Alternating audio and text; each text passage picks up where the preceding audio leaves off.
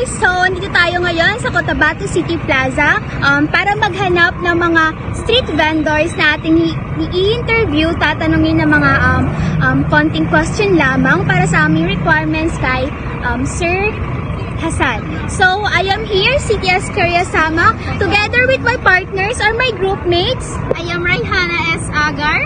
I am Mandalim K. Ahmad. I am Hamida Alim.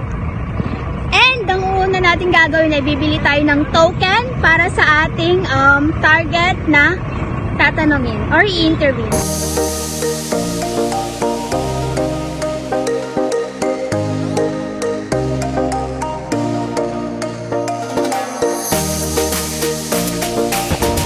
So, hi again guys! So, tapos na kami mamili ng aming pamili guys sa aming napiling i-interviewin.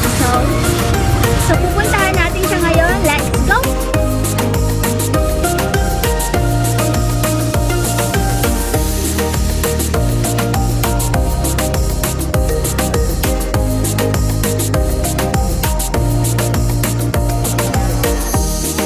Assalamualaikum auntie, mga students kay sa Cotabato State University course na Bachelor of Science in Social Work. So, sagun na, pag-insa kami sa mga questions, nakapantag sa street, diba? Yan namin napili na street vendor. Tapos, first and foremost, na sukran sa payag nung ka kasi kaya syempre, business ka po natin na so oras ng ka na basta-basta. Tapos, ipelay namin sila kay pananay. Kasi napanin. Yan yung mga following questions namin. So let us start. First, tell us about yourself, Auntie. Ngalan lang ka. Saksi Jai Rambang, 36 years old.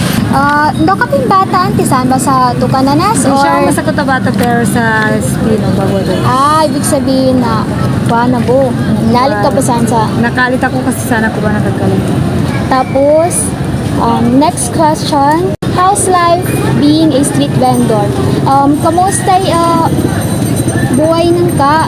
Or kung kapangunguyag ng ka nga ba kabag street vendor? Alhamdulillah, kadyo ko syukur kasi kahit street vendors kami, kasi po kami sa pantyala namin at least halal.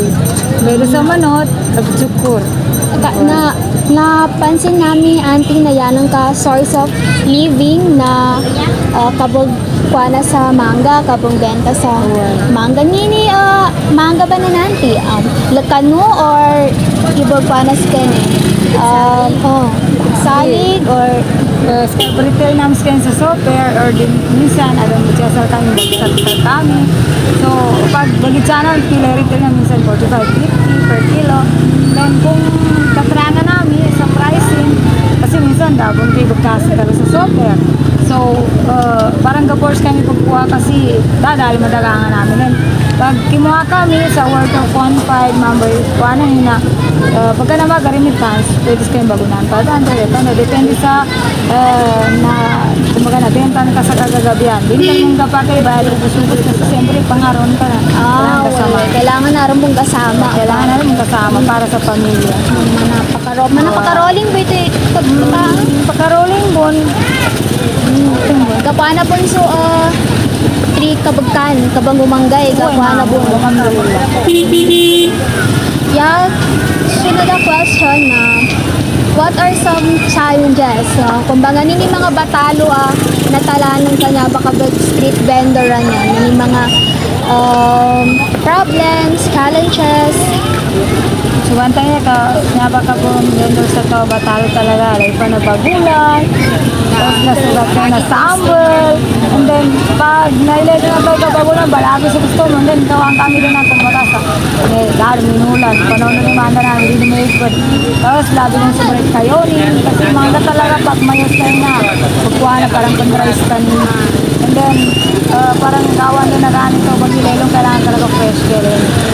Na tuba challenge batalo ba tuba kapag face nito or ga kuana nini mga coping mechanism, ibig sabihin nini mga solution.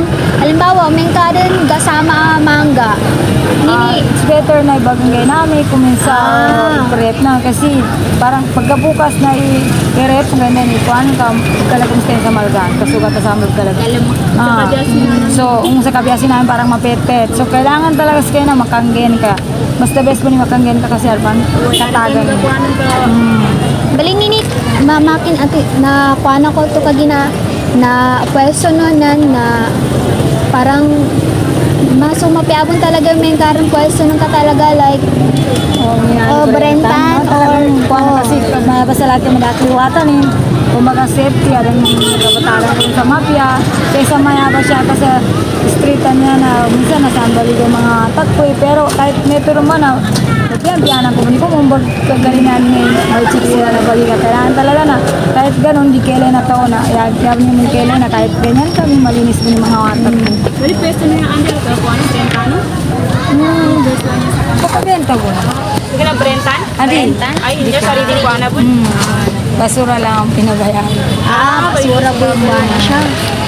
So, pila ka lagun ka rin siya ba sa kabundagang Banyaba? Kapag street vendor ba niya Pero sa since Manga? marriage na po na nasa 15 years. 15 years. Boy.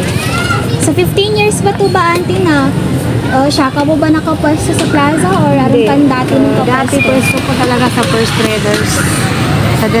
Sa kanto na sa papunta Inasal. Nandiyan sa... Bali minalat ko siya. Kasi Joya mahina ibenta.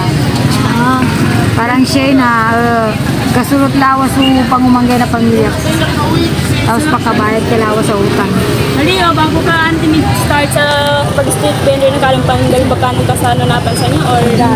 Mama talaga. niya ba Pero talaga? kuwan, nani ka pa po. Since birth talaga sa kanina, kuwan sa kanina talaga business. business man talaga. Sa Atia, ex-abroad ako kasi. So, ibig sabihin na kahit sa abroad ka na si Kaluman ka, buwan. Wala pang kalumakot. Sa kulag. Baga si aning pa nakuha na sa kaluman, sa kaluman Siya ako na kapaganan. Kumbaga, patsupusupur ako kasi kahit gano'n na, napaganadan ko yung mayabay galabak ko. Kumisa abroad kasi abroad talaga na, dumumot ang manani. Kuya, matlang. Mayabay na, dapat ang manani kasi katawan kay panggulanan ka. Di ka rin kayan, nataw ka na piyang inibenta lang ka, basta kanin halal. Pero di ba naka-abroad ka, auntie, niyo? So, practical din ba na, di ba, di rin reality din na mas mapulugon talaga yung sweldo sa abroad? Danan ka man pag-itong, auntie, yung kang balingan mag-abroad? Minsan kapag itong ko pero parang nananaig sa lagi pagmamahal ko sa mga ata ko kasi kailan ni tabiyaw sa mga magaburod na kalyaya so ata. So parang tsukura ko sa mayaba at least kailan ko silang, katyakapan ko silang kasi mga mama lang ko nagagilakanan ko sa silang. Ito mahirap yung hiwalay ko. Parang yung distance na nakuha na di ko kalinya ni Malialia sila. Kasi the best mo talaga yung mother mo talaga yung kakatya ko. Babuntawa di sila makapangagi, kailan tarin ka para rin makapangagi. O para ano, kung lalabak ako patay-patay sa abroad, ang mga ata ko, di mo gusto makapangagi. Siya ako naman kagatutukan kung sila. Yeah, pinakala sa question ko, ate, na nini ma-advise nung ka sa mga kapag dun ka street vendors or sa mga bambalak bagitong sa dagat, start sa business. Nini mga ni-ready nang ka, nini mga gapakaya nilang bunggulan, first sa pagitungan nila, pag-start sila sa business. Talagang sa business talaga. Ano kapag itong ano, paano ka magpapwesto, and then paano kumbaga sa kapital.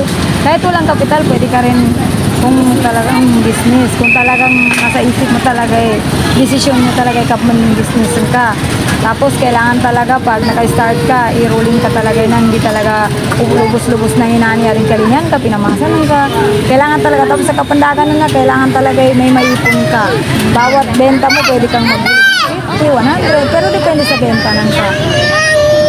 Their products or services in bustling urban environments, they also face numerous difficulties and obstacles in their daily work. Salute for all street vendors around the world.